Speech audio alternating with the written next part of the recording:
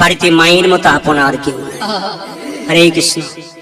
মাথায় কাপড় নিয়ে চুপচাপ বসুন, বাচ্চার গন্ডগোল বন্ধ করুন। এই জায়গাটা মন দিয়ে শুনবেন দাদা ভাইয়ের, অন্তর দিয়ে শুনবেন, ভক্তি করে শুনবেন। কেন?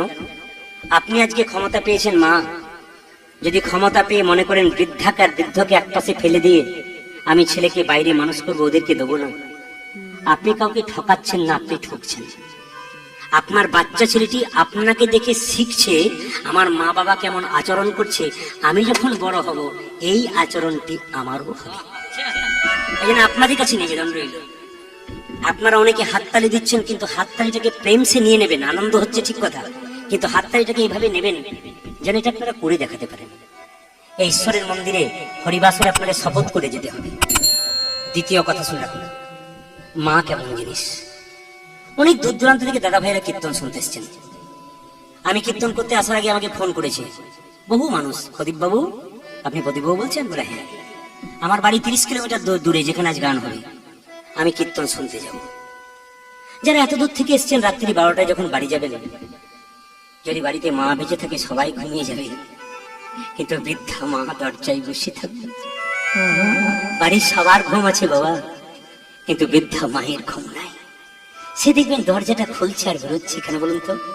খোকা যদি বাইরে থাকে, মা কি কখনো ঘুমোতে পারে? কোনোদিন ঘুমোতে পারে না। আর মা কাকে বলে? হসপিটালে যখন বাচ্চা হতে যায়, আপনি আপনার স্ত্রী দেখে অনুভব করবেন। আজকালকার যুগে ডাক্তারি পদ্ধতি উন্নত হয়েছে, আপনার স্ত্রী বাচ্চা জন্ম দিচ্ছে, সিজার হচ্ছে, আরাম পেয়ে যাচ্ছে, কিন্তু মা যখন বৃদ্ধা মা জন্ম দিয়েছে, রক্তের বান বন্যা বয়ে দিয়েছে, সন্তানকে জন্ম দিয়েছে, পেটে বাচ্চা থাকাকালীন মা মন্দিরে গিয়ে কতবার কেঁদে কেঁদে বলেছে, ঠাকুর একটি সন্তানের মা হতে যাবে, সে যদি আমার মা বলে ডাকে আমার সব দুঃখ দূর হয়ে যাবে, আমি খাবো না, পথে পথে চেয়ে বেড়াবো, শুধু আমি মা হতে চাই। এই জগতে যারা মা হয় না তাদের যে কি কষ্ট, একমাত্র যারা মা হয় না তারা জানে। মা হয় নাই তারা জানে। বাচ্চা ছেলে চিৎকার করে, পরের ছেলে মা বলে চিৎকার করলে সেই মা কেঁপে উঠে, আমার যদি একটা খোকা হতো।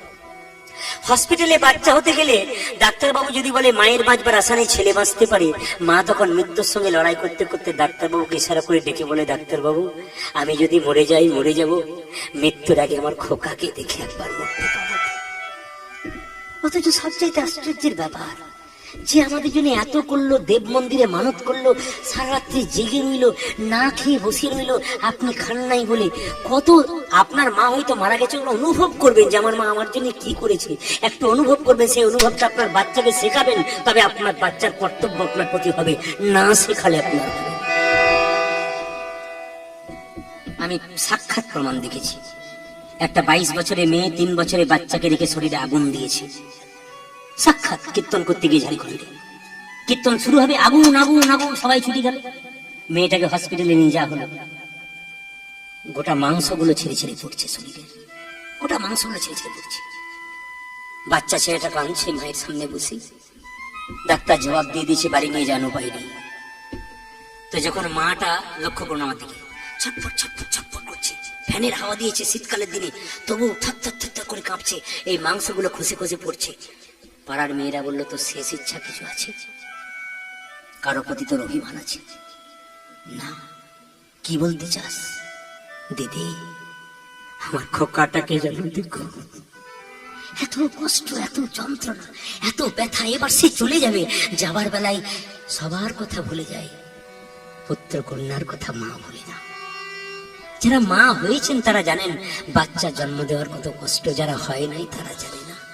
এই যে নিবেদন আপনাদের কাছে, মায়ের মতো আপন কেউ হয় না। বৃদ্ধ বাবা, বাবা বয়সে বড় কিন্তু মা কর্মে বড়। কিরকম? ছেলে যখন রাস্তায় খেলা করে দেখবেন, বাবা কাজ থেকে ফিরে 1 মাস পর, বাপি বাপি বাপি আমাকে কোলে নাও কোলে নাও কোলে নাও, ছুটে যায়। বাবা কি বলে, এই চল চল চল বাড়ি চল, কি ধুলোবালি মেখেছিস, চল চল চল চল চল, বাড়ি চলে যায় বাচ্চা বাবাকে নিয়ে। কিন্তু যখন মা তাকে পরিষ্কার পরিচ্ছন্ন করে দেয়, তারপর বাবা কোলে নেই। কিন্তু বলুন তো মায়ের, এতজন মা এসছেন, নতুন কাপড় পরে খেতে বসেছেন, আপনার ছোট্ট ছেলেটা যদি কোলের মধ্যে ঝাঁপিয়ে পড়ে ধুলোবালি মাখা অবস্থায়, আপনি কি কোল থেকে নামিয়ে দেবেন? সেই সময় ধুলোবালি মাখানো অবস্থায় বাচ্চাকে কোলে নিয়ে প্রেম সে আপনি নিজে না খেয়ে খাইয়ে দেবেন, এরই নাম হলো মা।